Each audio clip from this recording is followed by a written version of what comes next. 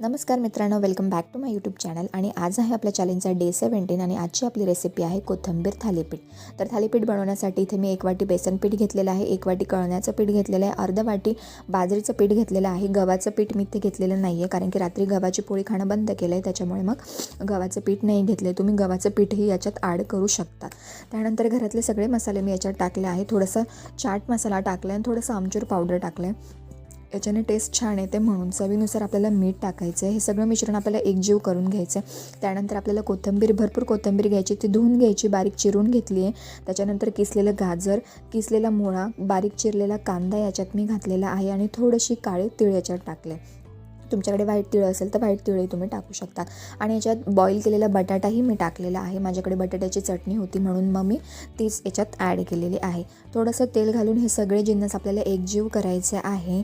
आणि इथे मी गूळ आणि चिंचेची चटणी होती ती पण ॲड केलेली. याच्याने टेस्ट खूप छान येते. ऑप्शनल आहे, तुम्ही ॲड नाही केलं तरी चालेल. थोडंसं पाणी घालून आपल्याला हे छान मळून घ्यायचं आहे. जास्त पातळी नाही मळायचं आणि खूप घट्टही असं हे पीठ मळायचं नाही आहे. सो इथे मी थालीपीठ थापण्यासाठी एक कॅरी बॅग घेतलेले आहे. तुम्ही कॉटनचा कपडा पण घेऊ शकता. त्याच्यावर थोडंसं तेल लावून घेतलेलं आहे. तेल छान कॅरी बॅगवर पसरून घेतलेलं आहे.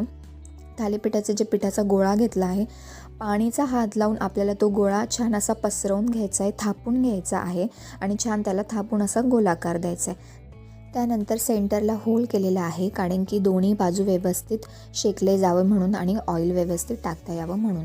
सो तापलेल्या तव्यावर आपल्याला थोडंसं ऑइल टाकून हे थालीपीठ त्याच्यावरती टाकायचं आहे आणि थालीपीठाच्या दोन्ही बाजू छान ऑइल लावून आपल्याला शेकून घ्यायचं आहे. तुम्ही तूप वापरत असाल तर तूपही लावू शकता. सो इथे आपलं सुपर हेल्दी आणि खमंग असं थालीपीठ रेडी झालेलं आहे आणि ते मी शेंगदाण्याच्या चटणीसोबत सर्व केलेलं आहे.